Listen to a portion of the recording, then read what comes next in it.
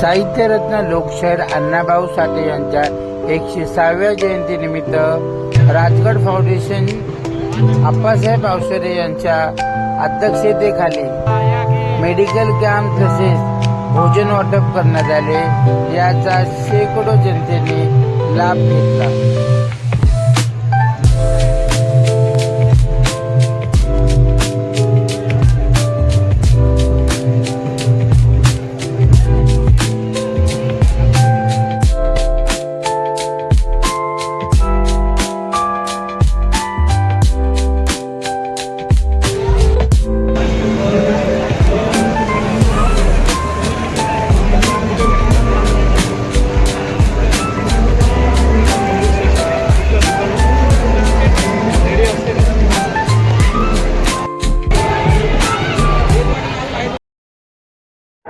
प्रथम तुमच्या चॅनलच्या माध्यमातून संपूर्ण अण्णाभाऊ साठे अनुयायांना साहित्यरत्न लोकशाहीर अण्णाभाऊ साठे जयंतीच्या निमित्त सर्वांना हार्दिक शुभेच्छा।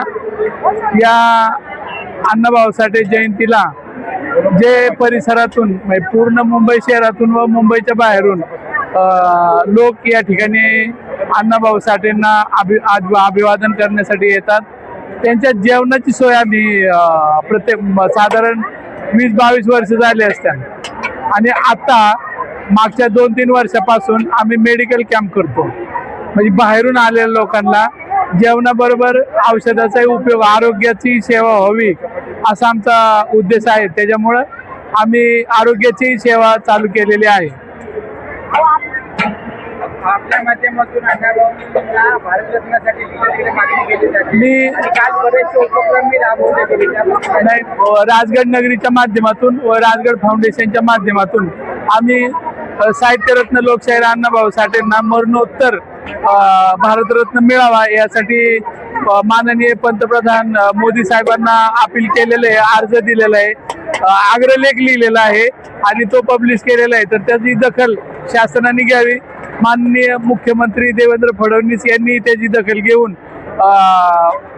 साहित्यरत्न लोकशाहीर अण्णाभाऊ साठे यांना भारतरत्न मिळावा यासाठी त्यांनी शिफारस करावी अशी त्यांनाही विनंती करण्यात येत आहे। काल स्मारकासाठी आणि नाट्यगृहाचे लोकार्पणाचा खूप मोठा कार्यक्रम याच्या माध्यमातून राबवण्यात आला।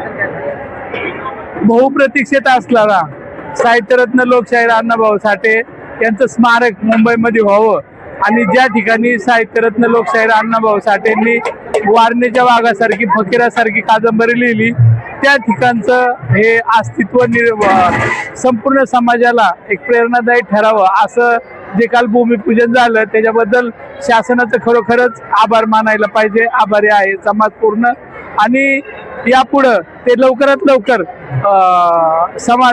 समाजाला एक स्मारक अस्तित्व द्यावं अशी अपेक्षा आहे।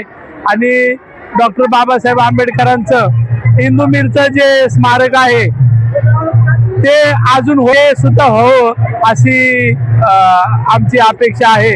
आणि या पुढील वाटचालीसाठी समाजाला आणि शासनाला अशी एक विनंती आहे की ही संपूर्ण व्यवस्था आहे ना ती व्यवस्थित राहावी अशीच अपेक्षा व्यक्त करतो। जय हिंद, जय महाराष्ट्र, जय